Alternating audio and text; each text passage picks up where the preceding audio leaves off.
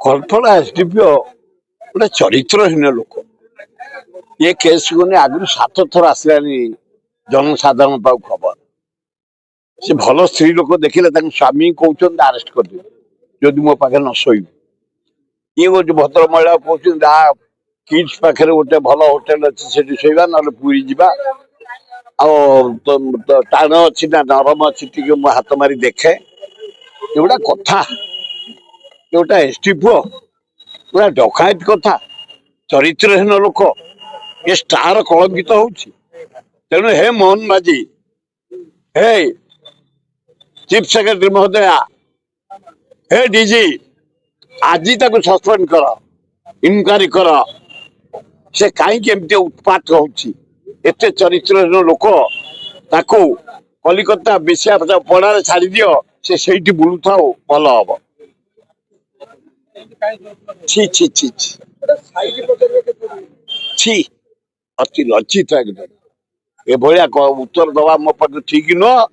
ମୋର ମତ, Mohan Majhi, chief secretary, home secretary, DG police immediate Khalpada SDPO ପ୍ରଧାନର ଫାଇଲ ମଗେଇ ଆଗ ସସ୍ପେଣ୍ଡ କର, ତାକୁ ଜେଲ ପଠା, ତା କଣ୍ଡୁ ମରିଯାଉ। ଅତି ନିକଟ ଦେଖିବା ସମାନ ଘଟଣା ଅନୁଗୁଳରେ ହେଇଥିଲା। ଜଣେ ମହିଳା ପୁଲିସ କର୍ମଚାରୀ ମଧ୍ୟ ଆର୍ଆଇଙ୍କ ନାଁରେ ଅଭିଯୋଗ ଆଣିଥିଲେ। ଏବେ ସମାନ ଘଟଣା, ଏ ବଡ ପୁଲିସ ବିଭାଗଟା ମାନେ ଏକଦମ କୋଲାପ୍ସ କରି ଯାଉଛି। ପୁଲିସ ବିଭାଗ ପ୍ରତି ଲୋକଙ୍କର ରିଗାର୍ଡ ରହିଛି, ଧନ ଜୀବନ ରଖିବା ଦାୟିତ୍ୱ ସେମାନଙ୍କର। ସେମାନେ ଯଦି ଏଇଭଳିଆ ଚରିତ୍ରହୀନ ହେଇ କରିବେ, ଏ ଶାସନ ରହିବ କେମିତି? ମୋହନ ମାଝୀ କଡାକଡି କରେ। ଏ ଚିଫ ସେକ୍ରେଟାରୀ ଖାଲି ବୁଲିଲେ ହବନି, ଆପଣ ସଚିବାଳୟ ରହି ଶାସନ କରନ୍ତୁ। ଏଠି ସେଠି ବୁଲି କଣ ଆପଣ ଷ୍ଟେଟମେଣ୍ଟ ଦଉଛନ୍ତି? ସେଗୁଡା ଭଲ ହଉନି।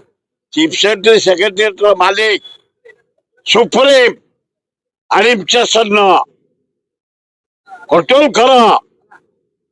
ଝିମେଇ ଗଲା ଏକଦମ ଓଡିଶା, ପଛେଇ ଗଲା ଓଡିଶା। ଚରିତ୍ରହୀନରେ ପୁଲିସ ଅଫିସର ଗୁଡା କଣ ହଉଛନ୍ତି ଦେଖ। ଦାଗି ହେଇଗଲେଣି କର୍ମଚାରୀ ଗୁଡାକ ପଇସା ଖାଇ ଖାଇକି। ଏ କଡାକଡି କର। ନାରୀ ନିର୍ଯାତନାର ସୀମା ରହୁନି, ଚୋରିର ସୀମା ରହୁନି, ରେପର ସୀମା ରହୁନି।